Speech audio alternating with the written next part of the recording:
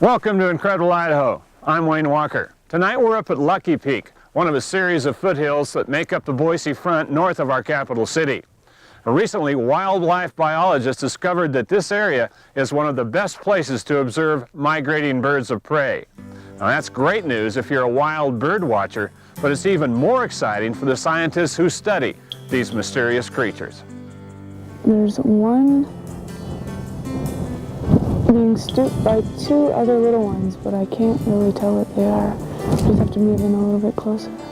Researchers speculate that the arid Snake River Plain acts as a natural barrier to birds of prey as they migrate south for the winter. They skirt the area by soaring along its edge, drifting over the foothills and following the ridgeline south. It's a remarkable occurrence that invites study because very little data has been gathered on the migration of these majestic birds. It's an adult sharpshin. There he is. Each day of the fall migration, volunteers armed with binoculars count and record every raptor, hawks, falcons, eagles, and other birds of prey that they see. Last fall, from September 1st to October 20th, they recorded 3,572 birds of prey passing through the area. This year, with a more concentrated effort, the count may exceed 4,500. Where are they coming from? Where do they go in the winter? What migration routes are they using? Are their numbers increasing or declining? Researchers are hoping to learn the answers to these questions by capturing some of the birds and marking them with leg bands. Nice fall day. Yeah. Wildlife biologists Kirk Bates and Bruce Hawk weren't expecting to be dealing with snow, frozen nets, and a frigid wind the first week of October. But then nothing's predictable in the wildlife business. Okay. Start spreading that end out down there and we'll see how frozen it is. The trap site is located at the crest of a peak in the foothills, right in the face of a bitter wind. It consists of a series of nets strung between poles that will capture a low-flying bird, and 3 ground-level traps called bow nets. Then as a raptor comes in, we use the pigeon to lure it into the center of the net, and then as the raptor actually comes down to grab the pigeon, we spring the net and catch the raptor. The pigeon has 2 companions, a dove and a house sparrow. The smaller birds lure in smaller raptors like sharp-shinned hawks or kestrels. Each lure bird is laced into a leather jacket that serves to protect them from the raptors and also attaches them to a lure line. This allows the biologists to lift them in the air, displaying them temptingly to any passing hawks or eagles cruising nearby. This is their little rock houses that we put for them at the site so that they can go in to avoid weather extremities. It's hot in the first part of the season, then it gets cold, as you can see right now, during the latter part of the season. Finally, everything is set up and the biologists disappear inside the blind to settle down and wait.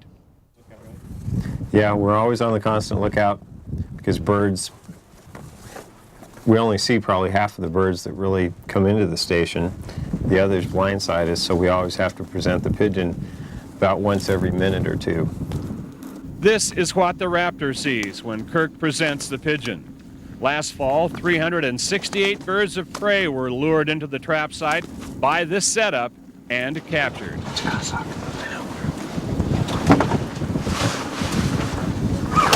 All right, you caught a goshawk.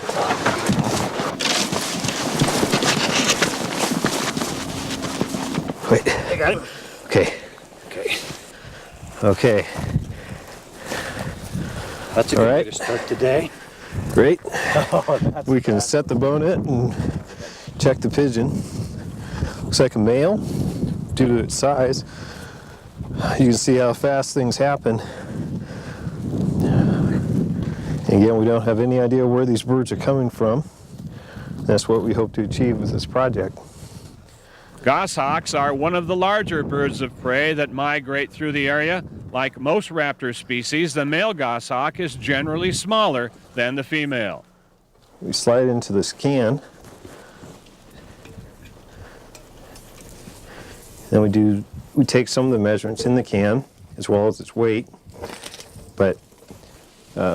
It also keeps the bird calm.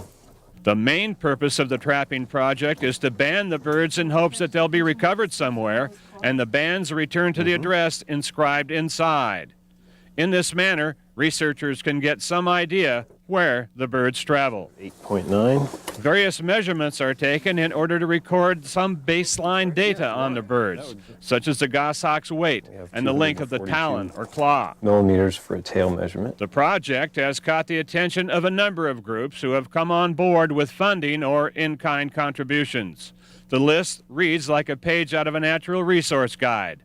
The Forest Service, the National Biological Service, the Idaho Department of Fish and Game, Bureau of Land Management, Boise State University, Boise's Golden Eagle chapter of the National Audubon Society, and to help sustain the volunteers, a food credit at the Boise Co-op.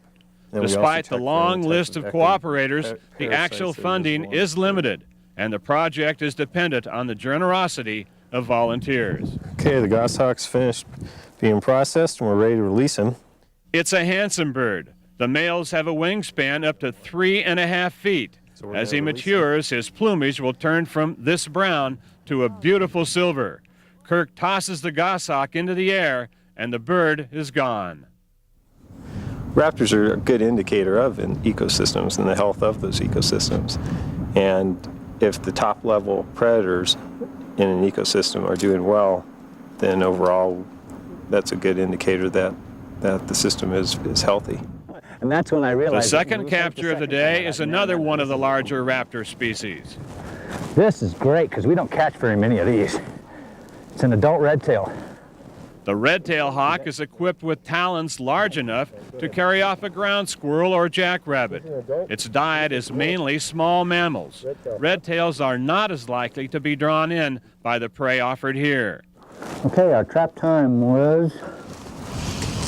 It was 14:37. Okay. Once again, measurements and weight are recorded and the red-tail is fitted with the all-important leg band. Before releasing her, Kirk spreads her wing, displaying how truly regal this creature is. Then, he sets her free. She flies away, soaring gracefully above the earth, riding the wind.